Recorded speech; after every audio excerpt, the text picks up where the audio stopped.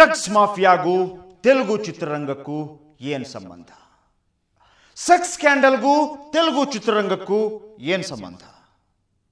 ತೆಲುಗು ಚಿತ್ರರಂಗಕ್ಕೂ ಅಂಡರ್ವರ್ಲ್ಡ್ಗೂ ಏನು ಸಂಬಂಧ? ಈ ಎಲ್ಲ ವಿಷಯಗಳನ್ನು ಹೊತ್ತ ವಿಶೇಷ ಕಾರ್ಯಕ್ರಮವೇ ಸ್ಕ್ಯಾಂಡಲ್ವುಡ್. ಕಾರ್ಯಕ್ರಮಕ್ಕೆ ತಮಗೆಲ್ಲರಿಗೂ ಸ್ವಾಗತ.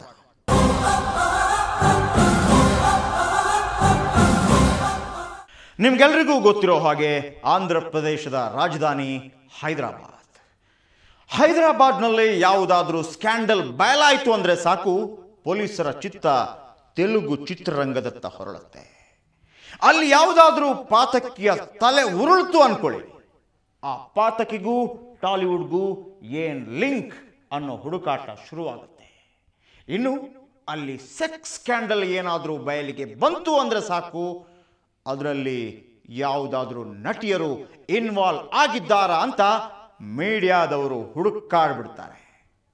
ಹಾಗಿದ್ರೆ ತೆಲುಗು ಚಿತ್ರರಂಗದಲ್ಲಿ ಏನೇನು ನಡೀತಿದೆ? ಅಂಡರ್ವರ್ಲ್ಡ್ಗೂ ಟಾಲಿವುಡ್ಗೂ ಏನು ಸಂಬಂಧ? ಈ ಎಲ್ಲ ವಿಚಾರಗಳ ಬಗ್ಗೆ ತಿಳ್ಕೋಬೇಕಾದ್ರೆ ಈ ರಿಪೋರ್ಟ್ ನೀವು ನೋಡಬೇಕು. ಬಾಲಿವುಡ್ ಹಾದಿಯಲ್ಲಿ ಟಾಲಿವುಡ್.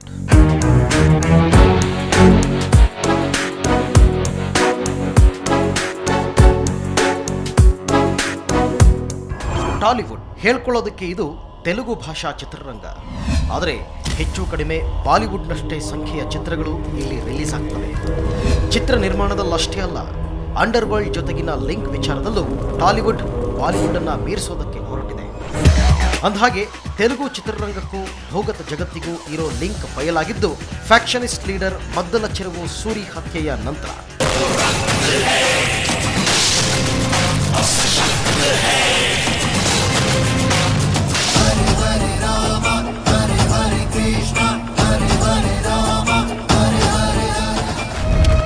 ಈ ಮದ್ದಲ ಚೆರುವು ಸೂರಿ ಯಾರು ಗೊತ್ತಾ? ರಾಮ್ ಗೋಪಾಲ್ ವರ್ಮನ ರಕ್ತ ಚರಿತ್ರ ಸಿನಿಮಾಗೆ ಈತನೇ ಸ್ಫೂರ್ತಿ. ವರ್ಮ ಅದ್ಯಾವ ಗಳಿಗೆಯಲ್ಲಿ ಈತನ ಬದುಕನ್ನು ಆಧರಿಸಿ ಚಿತ್ರ ತೆಗೆದನೋ ಏನೋ, ಚಿತ್ರ ರಿಲೀಸ್ ಆದ ಕೆಲವೇ ದಿನಗಳಲ್ಲಿ ಸೂರಿ ಹೈದರಾಬಾದ್ನಲ್ಲಿ ಕೊಲೆಯಾಗಿ ಹೋದ. ಅದಕ್ಕಿಂತಲೂ ಶಾಕಿಂಗ್ ಸುದ್ದಿ ಏನಂದ್ರೆ, ಈ ಕೊಲೆಗೆ ಸಂಬಂಧಪಟ್ಟಂತೆ ಖಲಿಜಾ ಚಿತ್ರದ ನಿರ್ಮಾಪಕ ಸಿಂಗನಮಲ ರಮೇಶ್ ಬಾಬುವನ್ನ ಅಲ್ಲಿನ ಪೊಲೀಸರು ಅರೆಸ್ಟ್ ಮಾಡಿದ್ದಾರೆ.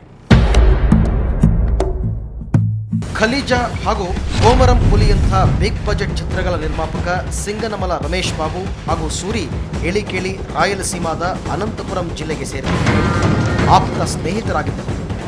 ಸೂರಿ ಹೈದರಾಬಾದ್ನಲ್ಲಿ ವಾಸ ಇದ್ದದ್ದು ಮಾದಾಪುರ್ನಲ್ಲಿರೋ ರಮೇಶ್ಗೆ ಸೇರಿದ ಅಲೇಖ್ಯ ಅಪಾರ್ಟ್ಮೆಂಟ್ನಲ್ಲಿ.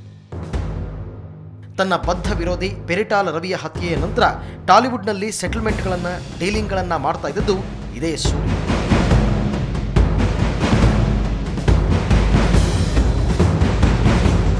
ಹೀಗಾಗಿ ಸೂರಿ ಹಾಗೂ ಆತನ ಸಹಚರ ಭಾನುಕಿರಣ್ ಇಬ್ರು ರಮೇಶ್ ಸಿ ಕಲ್ಯಾಣ್ರಂಥ ನಿರ್ದೇಶಕರ ಮೂಲಕ ಚಿತ್ರರಂಗದಲ್ಲಿ 100 ಕೋಟಿ ಇನ್ವೆಸ್ಟ್ ಮಾಡಿದ್ರು.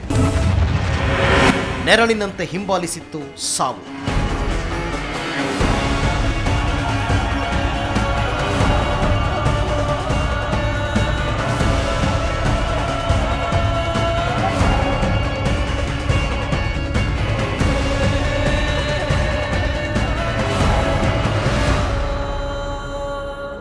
ಅದ್ಯಾವ ವ್ಯವಹಾರದಲ್ಲಿ ಹೆಚ್ಚು ಕಡಿಮೆ ಆಯಿತೋ ಏನೋ, ಸೂರಿಯ ನೆರಳಿನಂತೆ ಸದಾ ಆತನ ಜೊತೆಯಲ್ಲೇ ಇರ್ತಿದ್ದ ಭಾನುಕಿರಣ್ ಸೂರಿಯನ್ನ ಕೊಂದು ಪರಾರಿಯಾಗಿದ್ದಾನೆ ಅಂತ ಪೊಲೀಸರು ಹೇಳಿದರು.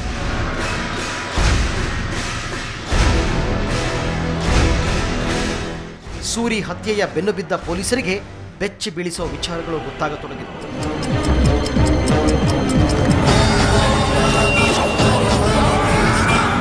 ಜೊತೆಗೆ ಸೂರಿ ಹಾಗೂ ಭಾನು ಜೋಡಿ ಯಾರ್ಯಾರನ್ನ ಬೆದರಿಸಿತ್ತೋ ಅವರೆಲ್ಲ ಧೈರ್ಯವಾಗಿ ಪೊಲೀಸರಿಗೆ ಕಂಪ್ಲೇಂಟ್ ಕೊಡತೊಡಗಿದರು.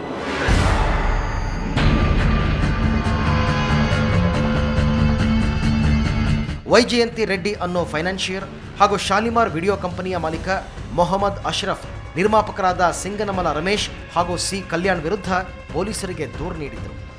ಇವರು ಕೋಮರಂ ಪುಲಿ ಹಾಗೂ ಖಲಿಜಾ ಚಿತ್ರಗಳ CD DVD ಹಕ್ಕು ಕೊಡ್ತೀನಿ ಅಂತ ಹೇಳಿ ಸುಮಾರು 35 ಲಕ್ಷ ರೂಪಾಯಿಗೆ ಕೈ ಎತ್ತಿದ್ರು. ಪೊಲೀಸರು ಈ ಕೇಸ್ಗಳ ಸಂಬಂಧ ಸಿಂಗನಮಲ ರಮೇಶ್ನ ಅರೆಸ್ಟ್ ಮಾಡಿ ಜೈಲಿಗೆ ತಳ್ಳಿದ್ದಾರೆ. ಹಾಗೇನೆ south Indian film chamber of commerce ಅಧ್ಯಕ್ಷರು ಆದ ಸಿ ಕಲ್ಯಾಣ್ರನ್ನ ಬಂಧಿಸಿ ವಿಚಾರಣೆ ನಡೆಸಿದ್ದಾರೆ.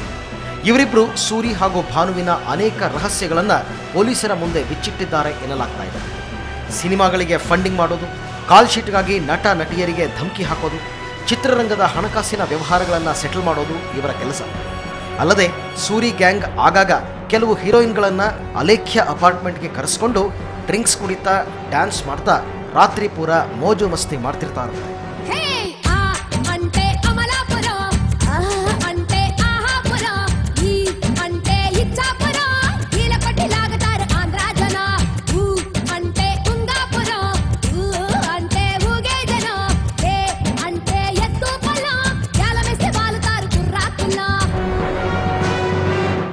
ಅದರ ನಂತರ ಇದೀಗ ಸೂರಿ ಗ್ಯಾಂಗ್ ಟಾಲಿವುಡ್ನಲ್ಲಿ ದೊಡ್ಡ ಮಟ್ಟದಲ್ಲಿಯೇ ಡೀಲಿಂಗ್ ಮಾಡ್ತಾ ಇರೋದು ಬೆಳಕಿಗೆ ಬಂದಿದೆ.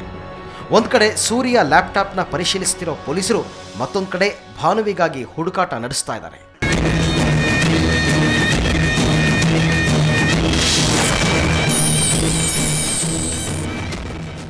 ನೋಡಿದ್ರಲ್ಲ ಏನೇನೆಲ್ಲ ನಡೆಯಿತು. ಪೊಲೀಸರ ವಿಚಾರಣೆ ಮುಗಿಯೋ ಹೊತ್ತಿಗೆ ಇನ್ನು ಅದೆಂತಹ ಸತ್ಯಗಳು ಸ್ಫೋಟಗೊಳ್ತವೋ ಗೊತ್ತಿಲ್ಲ.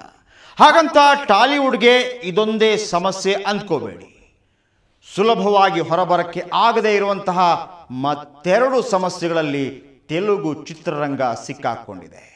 ಆ ಸಮಸ್ಯೆಗಳು ಯಾವುವು ಅನ್ನೋ ಇಂಟ್ರೆಸ್ಟ್, ಕುತೂಹಲ ನಿಮ್ಗಿರಬಹುದು. ಆದರೆ ಅದನ್ನು ಹೇಳಬೇಕು ಅಂತಂದರೆ ಒಂದು ಬ್ರೇಕ್ ತಗೊಳ್ಳೇಬೇಕು.